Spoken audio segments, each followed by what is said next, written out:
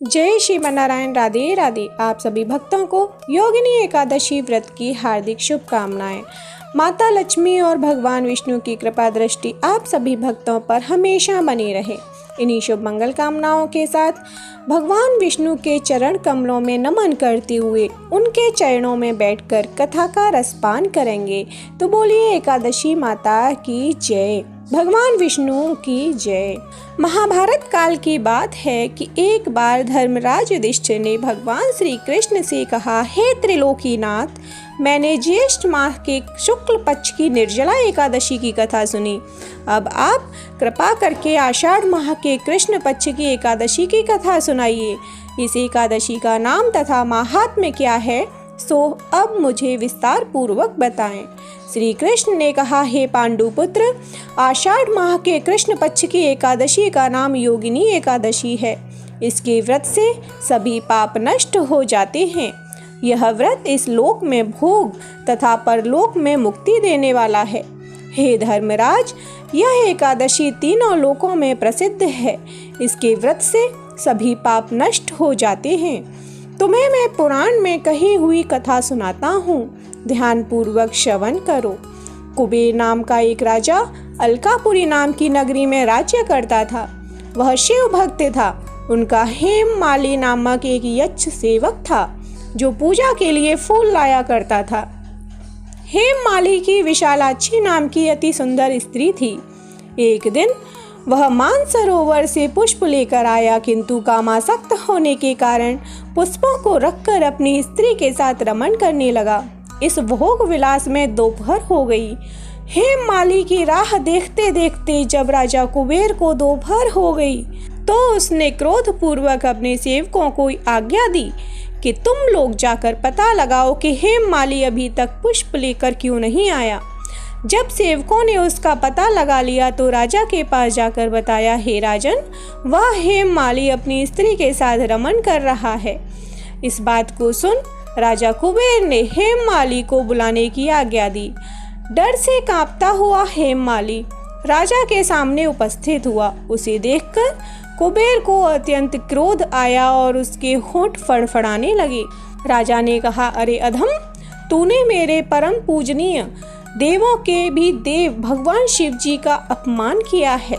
मैं तुझे श्राप देता हूँ कि तू स्त्री के वियोग में तड़पे और मृत्युलोक में जाकर कोढ़ी का जीवन व्यतीत करे। कुबेर के श्राप से वह तत्क्षण स्वर्ग से पृथ्वी पर आ गिरा और कोढ़ी हो गया। उसकी स्त्री भी उससे बिछड़ गई। मृत्युलोक में आकर उसने अनेक भयंकर कष्ट भोगे, किंतु शिव की कृपा से उसकी बुद्धि मलिन न हुई और उसे पूर्व जन्म की भी सुध रही। अनेक कष्टों को भोगता हुआ तथा अपने पूर्व जन्म के कुकर्मों को याद करता हुआ वह हिमालय पर्वत की तरफ चल पड़ा।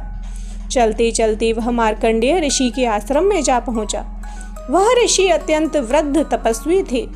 वह दूसरे ब्रह्मा के समान प्रतीत हो रहे थे और उनका वह आश्रम ब्रह्मा की सभा के समान शोभा दे रहा था। ऋषि को देखकर हेममाली वहां गया और उन्हें प्रणाम करके उनके चरणों में गिर पड़ा। हेममाली को देखकर मार्कंडेय ऋषि ने कहा कि तूने कौन से निकृष्ट कर्म किए हैं जिससे तू कोढ़ी हुआ और भयानक कष्ट भोग रहा है। महर्षि की बात सुनकर हेममाली बोला, हे मुनि श्रेष्ठ, मैं राजा कुबेर का अनुचर था। मेरा नाम हेममाली है। मैं प्रतिदिन मानसरोवर से फूल लाकर शिव पूजा के समय कुबेर को दिया करता था।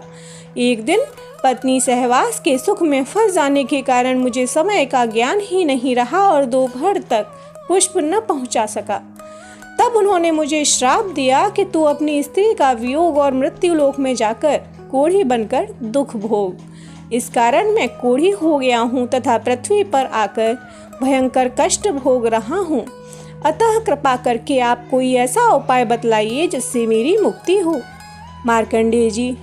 मार्कंडेय ऋषि ने कहा, हे हेममाली, तूने मेरे सम्मुख सत्य वचन कहे हैं, इसलिए मैं तेरे उद्धार के लिए एक व्रत बताता हूँ। यदि तू आषाढ़ माह के कृष्ण पक्ष की योगिनी नामक एकादशी का विधान पूर्वक व्रत करेगा तो तेरे सभी पाप नष्ट हो जाएंगे। महर्षि के वचन सुन हेममाली अति प्रसन्न हुआ और उनके वचनों के अनुसार योगिनी एकादशी का विधान पूर्वक व्रत करने लगा। इस व्रत के प्रभाव से वह अपने पुराने स्वरूप में आ गया और अपनी स्त्री के साथ सुखपूर्वक रहने लगा। भगवान श्री कृष्ण ने कहा, हे राजन, इस योगिनी एकादशी की कथा का फल 88,000 ब्राह्मणों को भोजन कराने के बराबर है। इसके व्रत से सभी पाप नष्ट हो जाते हैं और अंत में मोक्ष प्राप्त करके प्राणी स्वर्ग का अधिकारी बनता है। बोलिए एकादशी माता की जय। अब श्रवण करते हैं श्री विष्णु चालीसा पाठ। विष्णु सुनिए विनय सेवक की चितलाय, कीरत कुछ वर्णन करूं दीजय ज्ञान बताए। नमो विष्णु भगवान खरारी, कष्ट नशावन अखिल बिहारी। प्रबल जगत में शक्ति तुम्हारी, त्रिभुवन फैल रही उजियारी। सुंदर रूप मनोहर सूरत, सरल स्वभाव मोहनी मूरत। तन पर पीतांबर सोहत, बैजंती माला मन मोहत। शंख चक्र कर गदा विराजे, देखत दैत्य सुर दल भाजे। सत्य धर्म मद लोभ न गाजे, काम क्रोध मद लोभ न छाजे। संत भक्त सज्जन मन रंजन, धनुज असुर दुष्टन दल गंजन। सुख उपजाय कष्ट सब भंजन, दोष मिटाय करत जन सज्जन। पाप काट भव सिंधु उतारण, कष्ट नाश कर भक्त उबारण। करत अनेक रूप प्रभु धारण, केवल आप भक्ति के कारण। धरणि धेनु बन तुम्हि पुकारा, तब तुम रूप राम का धारा। भार उतार सुर दल मारा, रावण आदिक को संहारा। आप बराह रूप बनाया, हिरण्याक्ष को मार गिराया। धर्मस्य तन सिंधु बनाया, 14 रत्नन को निकलाया। अमिलख असुरन द्वंद मचाया, रूप मोहिनी आप दिखाया। देवन को अमृत पान कराया, असुरन को छवि से बहलाया।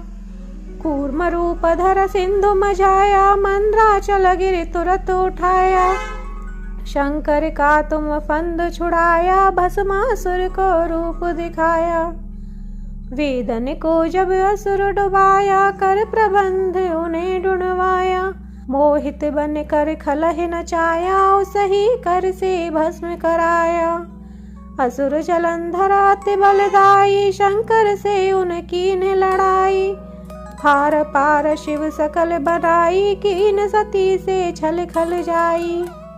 सुमिरन कीन तुम्हें शिव रानी, बतलाई सब विपत्ति कहानी।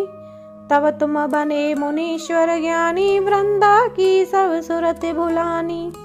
देखत तीन धनुष शैतानी, वृंदा आए तुम्हें लपटानी। हो स्पर्श धर्म क्षतिमानी, हना सुरूर शिव सैतानी। तुमने ध्रुव प्रहलाद उबारे, हिरणाकुश आदिक खल मारे। गणिका और अजामिल तारे, बहुत भक्त भव सिंधु तारे। हरहु सकल संताप हमारे, कृपा करहु हरि सिरजनहारे। देखहु मैं निज दर्श तुम्हारे, दीन बंधु भक्तन हितकारे। चहत आपका सेवक दर्शन, करहु दया अपनी मधुसूदन। जानू नहीं योग्य जप पूजन, होय यज्ञ स्तुति अनुमोदन। शील दया संतोष सुलक्षण, विदित नहीं व्रत बोध विलक्षण। करहु आपका किसी विधि पूजन, कुमत विलोक होत दुख भीषण। करहु प्रणाम कौन विधि सुमिरन, कौन भांति में करहु समर्पण। सुर मुनि करत सदा सेवकाई, हर्षित रहत परम गति पाई। दीन दुखिन पर सदा सहाय, निज जन जान लेव अपनाई। पाप दोष संताप नशाओ, भव बंधन से मुक्त कराओ। सुख संपत्ति दे सुख उपजाओ, निज चरणन का दास बनाओ। निगम सदा ये विनय सुनावे, पढ़े सुने सो जन सुख पावे। बोले विष्णु भगवान की जय। एकादशी माता की जय।